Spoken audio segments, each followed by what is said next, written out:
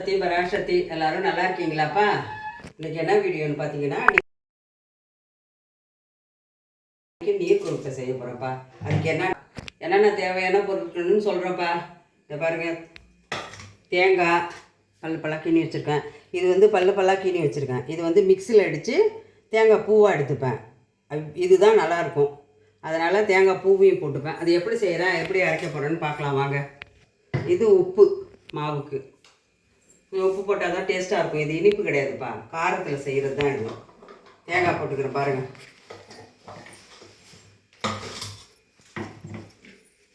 தேங்காய் போட்டு மிக்சியில் ஒரு அடி அடிச்சுக்கிட்டோம்னா எல்லாம் உட்காந்துட்டுலாம் திருவ முடியாதுடா.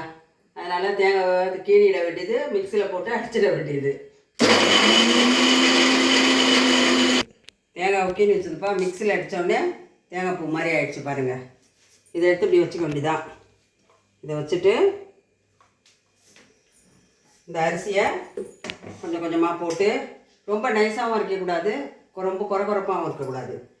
பச்சை அரிசியில் போடக்கூடாதுப்பா, புழுங்கரிசி தான் நல்லாயிருக்கும். அதுவும் பார்த்தீங்கன்னா சாப்பாட்டு அரிசியில் இது நல்லா வராது, குழப்பாக இருக்கும். இட்லி அரிசி, குண்டு அரிசி இருக்குது பாருங்கள், அதில் தான் நல்லா பொசப்பாக இருக்கும், நல்லா டேஸ்ட்டாகவும் இருக்கும். இது மாவை இது போட்டுக்கிட்டோம். இது அளவு என்னென்னு பார்த்தீங்கன்னா 2 சிண்டு போட்டிருக்கேன். இதில் 2 காப்பிடி சிண்டு இருக்குது பாருங்கள், அதால் 2 சிண்டு இதுக்கு போட்டிருக்கேன். போட்டால் 2 மூடி தேங்காய். தேங்காயில் 1 மூடி தேங்காவை 4 மணி நேரம் ஊறணும். ஊறுனா தான் நல்லா பொசப்பாக இருக்கும், நல்லாயிருக்கும். இப்போ உப்பு போட்டுக்கிறோம். உப்பு தான் போடணும், வேறு எதுவும் போடக்கூடாது. உப்பு போட்டால் தான் டேஸ்ட் இருக்கும். இதை பாருங்கள், மாவு இந்த பதம் தான் இருக்கணும். மாவு குறப்பாக, ரொம்ப குறப்பாக இருக்கக்கூடாது. நைஸாகவும் ஆகிட்டால் நல்லா இருக்காது. இந்த பதத்தில் இருக்கணும். இந்த மாதிரி தண்ணி இருக்கணும். இதை இப்போ ஊற்றிட்டு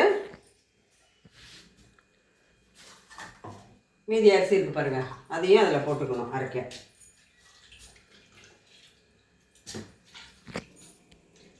இது மறந்துடாதீங்கப்பா.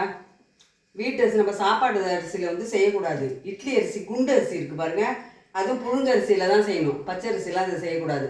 பச்சை அரிசியில் நீங்கள் செய்யணுன்னு ஆசைப்பட்டீங்கன்னா பச்சை அரிசி 2 சிண்டு எடுத்து நல்லா அதே 4 மணி நேரம் ஊற வச்சு தண்ணியை வடிகட்டிட்டு கொஞ்சம் நேரம் நிழலில் நல்லா ஃபேன் காற்றுல காய வச்சிங்கன்னா அது அப்படி பிடிச்சிங்கன்னா புடியாக பிடிக்கும். அதை எடுத்து மிக்சியில் மாவாக நல்லா அடிச்சுட்டு சலிச்சுட்டு ஒன்று எண்ணெய் சட்டியில் நல்லா போட்டு வறுத்துக்கணும். இல்லையா இட்லி பானையில் வச்சு அவிச்சிக்கணும். அவிச்சு எடுத்துட்டு நல்லா வெந்நீரை கொதிக்க வைக்கணும். கொதிக்க வச்சு இந்த தேங்காய் பல், தேங்காய் பூவு, உப்பு எல்லாம் கலந்து நல்லா பிசையணும். பிசைஞ்சிட்டு உருண்டை பிடிச்சிக்கணும். உருண்டை பிடிச்சி வச்சுட்டு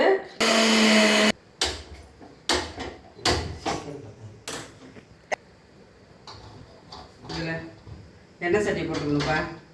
எண்ணெய் சட்டி போட்டுட்டு எண்ணெய் சட்டி நல்லா காஞ்ச உடனே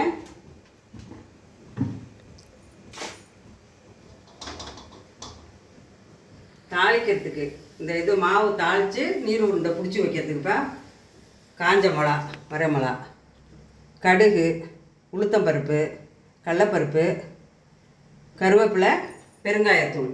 இதுதான்ப்பா இதுக்கு முக்கியமானது. பெருங்காயத்தில் ஒரு டிப்ஸு சொல்கிறேன் பாருங்கப்பா. பெருங்காயத்தூள் எடுத்து பார்த்தீங்கன்னா மைதா மாவு கலந்தது இருக்கும், அதை வாங்காதீங்க. அது வயிற்றுக்கு நமக்கு உடம்புக்கு நல்லதுன்னு தான் இப்போ சொல்கிறாங்கல்ல. அதனால் கோதுமை மாவு கலந்துருக்குன்னு போட்டிருக்கோம். அதை பார்த்து பெருங்காயத்தூள் வாங்குங்கப்பா, உடம்புக்கு நல்லது.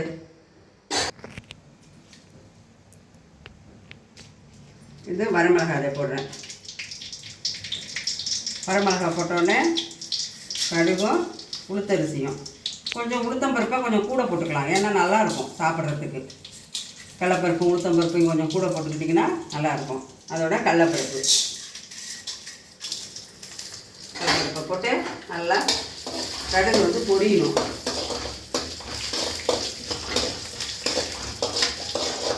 வேணுட்டுக்கு கடுகு பொரியணும். இந்த கடலப்பருப்பு பார்த்தீங்கன்னா செவந்து வரணும், ரொம்பவும் செவக்கக்கூடாது, லைட்டாக அப்படி செவந்து வரணும்.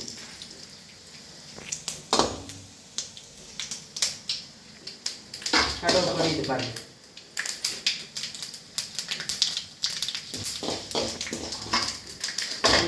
கருவேப்பிலையை இதில் போட்டுடணும்.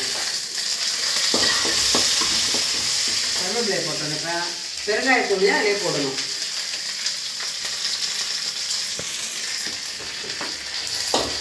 கிண்டிட்டு பல்லாக இதை எடுத்துட்டு அந்த மாவை உருண்டை இது பண்ணி அதுக்குள்ளே வச்சு உருண்டை பிடிச்சி அவிச்சிட்டு அதுக்கப்புறம் தான் தாளிக்கிறது. இப்போல்லாம் உடனே இந்த காலத்துக்கு தகுந்த மாதிரி மாறியாச்சுப்பா. இது பாருங்கள், இந்த பல்லாக இருக்கிறதும் அதில் போட்டுக்கணும். எல்லாம் நல்லா இதாகிடுச்சு பாருங்கள். போனோடனே மாவு எடுத்து அதில் ஊற்ற வேண்டியதான். ஏன் இந்த மாவு இந்த அளவுக்கு தண்ணியாக நம்ம செய்யலாம், கரெக்டாக மாவு வெந்துடும். அதுதான் பதம். இப்போ மாவு கிண்டிடும்.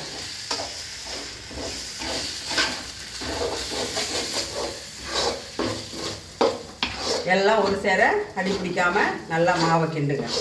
இப்போ பாருங்கள், தண்ணியாக ஊற்றினோடனே எப்படி ஆகிடுச்சு பாருங்கள், கட்டி ஆகிடுச்சு. மாவு இதிலே முக்கால்வாசி வெந்துடும். அப்புறம் நம்ம இட்லி பானையில் வச்சு ஆவியில் அவிச்சு எடுக்க வேண்டியதுதான்.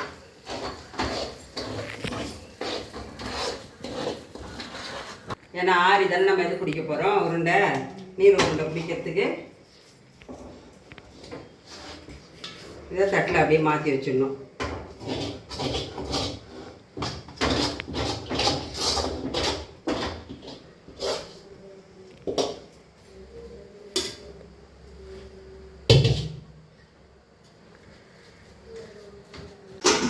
உங்களுக்கு நான் கஞ்சி ரெசிபிலாம் போட்டிருக்கேன். உங்களுக்கு எப்படி வீடியோ வேணும், என்ன வேணும்னு சொல்லிவிட்டு எனக்கு கமெண்ட் பண்ணுங்கப்பா. எப்படி சாப்பாடு செய்யணும், என்ன மாதிரி செய்யணுமா, அம்மா எப்படிம்மா சாமி கும்பிட்றீங்க அப்படின்னு சொல்லிவிட்டு நீங்கள் எனக்கு கமெண்ட் பண்ணிங்கன்னா நான் அதே மாதிரியே நான் செய்வேன்டா. சொல்லுங்கள். எல்லாம் தண்ணியாக தானே போட்டோம். மாவு இதுலேயே முக்கால்வாசி வெந்து போச்சு. இது மாவை நல்லா எடுத்து உருண்டை பிடிச்சி வச்சுட்டோம்னா நல்லா பஞ்சு மாதிரி பசுன்னு இருக்கும். சாப்பிட்றதுக்கு அவ்வளோ டேஸ்ட்டாக இருக்கும். இந்த பல்லாக போடுறது எதுக்குன்னு பார்த்தீங்கன்னா, நம்ம சாப்பிட தண்ணி சூடு ஏறணும்ப்பா. தண்ணி இட்லி பானையில் கொதிக்கணும். கொதிச்சாதான் இது நம்ம வச்ச உடனே நல்லா வேகும். இல்லைன்னு பார்த்தீங்கன்னா ஒரு மாதிரி ஆகிடும், மாவு மாதிரியே உருண்டையாக இருக்கும். இப்போ என்ன செய்யணும், அந்த மாவை நீங்கள் கையால் அப்படி பிசைஞ்சு விட்டுக்கணும். லைட்டாக பிசைஞ்சு, இது ஏன்னா கட்டிலாம் இருக்கும் பாருங்கள், அதெல்லாம் அப்படியே பிசைஞ்சிட்டு அதை இப்படி மாவை எடுத்து ரொம்பவும் போட்டு அப்படியே உருண்டையாக ஆக்கக்கூடாது. அது அவ்வளோதான் நல்லா இருக்காது. இதை மாதிரி தான் பதம் பிடிக்கணும். அப்படியே பிடிச்சி மாவு வைக்க வேண்டியதுதான். அந்த மாதிரி அப்படியே ரொம்ப அமுக்கியும் பிடிக்கக்கூடாது. இதை மாதிரி பிடிச்சி வச்சுக்கணும். அப்போ எடுத்து பார்த்தீங்கன்னா நல்லா பஞ்சு மாதிரி இருக்கும். சாப்பிட்றதுக்கும் நல்லா சாஃப்டாக சூப்பராக இருக்கும். நீங்களும் செஞ்சு பாருங்கள். செஞ்சு பார்த்துட்டு அம்மாவுக்கு கமெண்ட் பண்ணுங்கடா, சப்ஸ்கிரைப் பண்ணுங்கள், மறக்காதீங்க. இது உங்களுக்காக தான் நான் செஞ்சு காட்டுறேன். இது மிளகா அதுக்குள்ளே வச்சு அப்படியே பிடிச்சிருங்க. மிளகாயெல்லாம் தூக்கி போட்டுறக்கூடாதுடா. ஏன்னா பிள்ளைங்களுக்குன்னா சாதாரணமாக வைங்க. நம்ம சாப்பிடும்போது போகும்போது தூக்கி தான் போட போகிறோம். அந்த காரம் டேஸ்ட்டெல்லாம் கொஞ்சம் உள்ளே இறங்கும். அது நல்லாயிருக்கும்.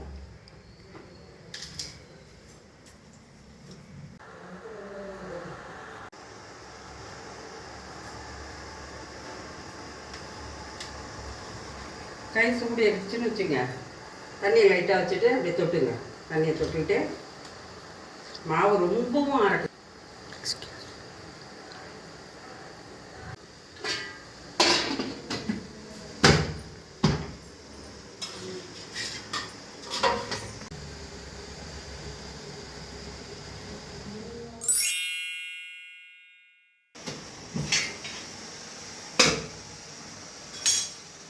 நல்லா வெந்துடுச்சு பாருங்கப்பா. நல்லா வெந்துடுச்சு பாருங்கள். கேஸை நிறுத்திட்டு தண்ணியை தொட்டுக்கிட்டு இதை அப்படி எடுத்து வைக்க வேண்டியதான். சுட சுட நீர் உண்டை ரெடி ஆகிடுது. இது எப்படி இருக்குது பாருங்கள். அப்படியே அப்படி பசன்னு உடைச்ச உடனே எப்படி ஆகுது பாருங்கள். ஏன்னா அந்த மாவு அந்த பதமாக எடுத்து அந்த தண்ணி அளவு எடுத்து மாவை நம்ம தேங்காய் பூ போட்டு தாளித்து கிண்டினா தான் இந்த பதத்துக்கு வரும். இப்படி போலன்னு நல்லா அழகாக இருக்கும். திங்கிறதுக்கு டேஸ்ட்டாக இருக்கும். கரெக்டாக நீர் உண்டப்பா. வாங்க எல்லோரும் சாப்பிட்லாம். பாய். அடுத்த வீடியோவில் பார்க்கலாம். ஓம் சக்தி.